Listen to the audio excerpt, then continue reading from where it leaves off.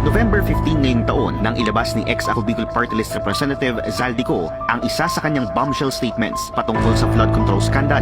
Dito niya itinuro si Pangulong Bongbong Marcos at former House Speaker Martin Romualdez bilang pangunahing recipients ng pinakamalalaking kickbacks umano sa mga proyekto ng DPWH. Sa inilabas niyang video, ipinakita ng dating kongresista ang aniyay male-maletang deliveries ng mga pera para umano kina PBBM at Romualdez. Pero sa isa sa mga inilabas niyang larawan, tila nahagip ang conduction sticker ng isa sa mga sasakyang katabi ng mga maleta. Para mapatunayan ang mga litrato na deliveries ay ilalabas ko po together with this video.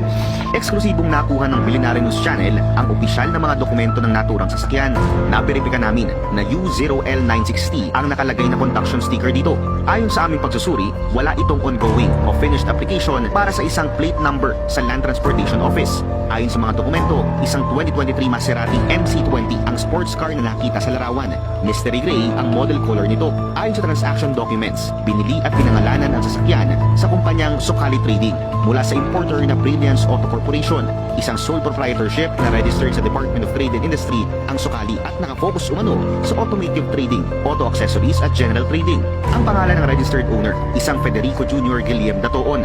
Binili ang sasakyan sa halagang 20 million pesos. Kung babalikan ng mga umano'y ebidensyang ipinakita ni Ko, tila may ilang hindi pagkakatugma-tugma sa transaction histories ng sasakyan. June 5, 2023, dumating sa Pilipinas ang sasakyan. June 9, 2023 naman, nang maisyuhan ito ng clearance mula sa Bureau of Customs, samantalang July 12 naman mula sa Philippine National Police. July 11 pa lang, iniulat na ito ng Brilliance Auto Corporation sa LTO bilang isang stock. Binili at inilipat ito sa posesyon ng Socali Trading noong December 18, 2024. Ayon sa registration papers nito, ayon dito, natanggap ng Socali Trading ang sasakyan bilang brand new imported. Ibig sabihin, walang dokumentasyon na ginamit o binenta ang sasakyan sa loob ng isang kalahating taon. Ang katakataka, kung titingnan ang date sa larawang inilabas ni Ko, November 29, 2024, ang umano'y delivery ng mga maleta sa nasabing bahay kung saan nahagip ang sasakyan. Halos isang buwan bago na ibenta ang nasabing sasakyan sa Socali Trading base sa registration papers. Sinubukan ng Billionaire News Channel na kunin ang panig ng Socali Trading. Pumunta ang aming team sa registered address nito sa Quezon City. Pero nang puntahan namin ang nasabing address, building ng kilalang multi-level marketing and networking company na Front Row ang aming naabutan dito. Isang bagay na mismong staff din ng Front Row ang kumumpirma sa amin. Pero ayon sa building staff, ilang taon nang nakatirik ang kanilang gusali dito at wala umano silang alam na kumpanyang Socali Trading.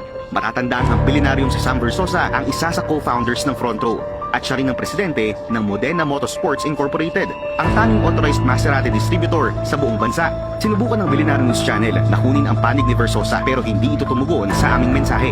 Sinisikapan ng Billionaire News Channel na kunin ang panig ng DTI para malaman ang impormasyon sa nasabing kumpanya, lalo na't nakakuha ang BNC ng isa pang dokumentong nagpapakita ng iba pang transactions ng Socali Trading at Brilliance Auto Corporation. Ayon sa dokumentong nakuha ng BNC, bukod sa natukoy na 2023 Maserati MC20, tatlong Maserati pa ang binili ng Socali Trading sa Brilliance Auto Corporation sa kaparehong araw, December 18, 2024. Isang Levante GT at isang Grecale na imported noong May 25, 2023 at isang Grecale GT Hybrid na imported noong October 26, 2023. Para sa Agenda Weekend, Josh Malimban, Billionaire News Channel.